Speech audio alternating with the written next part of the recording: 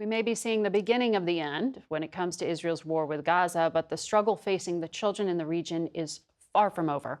We want to turn now to Janti Soeripto, the head of Save the Children. Good morning to you. Good morning, Margaret. You have teams inside of Gaza. We just heard from Brett McGurk, as many as 800 trucks ready to go into Gaza. Have any of yours actually made it in yet? Not as of 10 minutes ago, Margaret. We have 60 trucks waiting in that queue, all loaded up with warm clothing, shoes for kids, pallets with medicines, malnutrition treatment, which is sorely needed. We haven't as yet seen any go in, but that could have happened over the last couple of minutes. And it's incredibly difficult just to get in through the security screenings. I think the peak has been 200 or so trucks per day. So to scale up to 800 is pretty incredible if massive. They can pull that off. Yeah. But when I look at some of these statistics, they are just jaw-dropping. 1.1 million kids in Gaza, That's half right. the population need food. They're urgent need, surviving on one meal a day. That's after right. 15 months of war. What state are these kids in? There's estimates that there's about 300,000 children in real acute need of malnutrition treatment. This is not just food, right? This is a medical treatment to make sure that they don't get real long-term consequences of their malnutrition, cognitive as well as physical.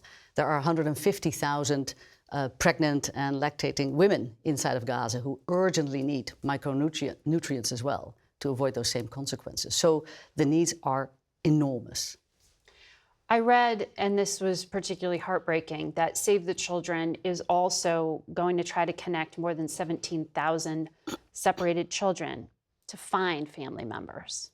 That's right. It's going to be a huge effort. You know, it's a real moment of hope and peril at the same time. We know. How do you do that?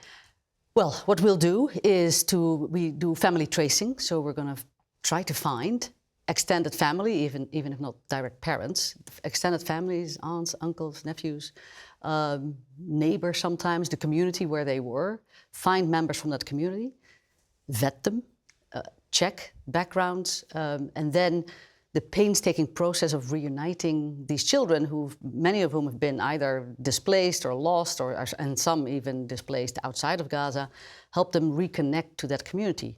A lot of mental health, psychosocial support, cash to make sure that that family is also able to care for them in already a situation of where most of them will have lost everything. So it's a long and hard, painstaking process that also needs real sensitive and professional social workers. When will those professionals be able to get in? Well, we hope as soon as possible. In phase one? That is the real ask and hope. Weeks. We need urgently to get in pediatric medical workers. We need those social workers in, those case management workers to protect children. We need a refreshment. We have a workforce of 250 Palestinians in Gaza who've been at it for 15 months. They are exhausted. They also need to get back to whatever's left of their homes. We urgently need to be able to surge in adequate capacity and specialism. So Hamas is not going to govern Gaza. They're not governing Gaza now. It's largely chaos. Yeah. How, practically speaking, can you get all these things done if, as is now Israeli law, the largest organization, UNRWA, is now going to be banned? If the UN can't do this through the UN RWA, who does this? That is going to be problematic. The operational infrastructure from UNRWA is massive. And we've said that now for 15 months. All of us, our humanitarian agencies, cannot replace UNRWA just like that, if ever. 13,000 UNRWA staff inside of Gaza.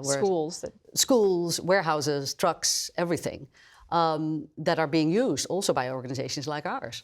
So that would be difficult, and we would hope that there would be certain exemptions to allow for that operational effectiveness to happen. Because it would be illegal for you to do any work with them. Yeah. Right. You have a tremendous amount of work, Janti Soeripto, ahead of you. Thank you very much for sharing with us. And I know you've been working in California as well with children out there. As well, yeah. Well, we try to be there for kids wherever the crisis hits. All right. Thank you.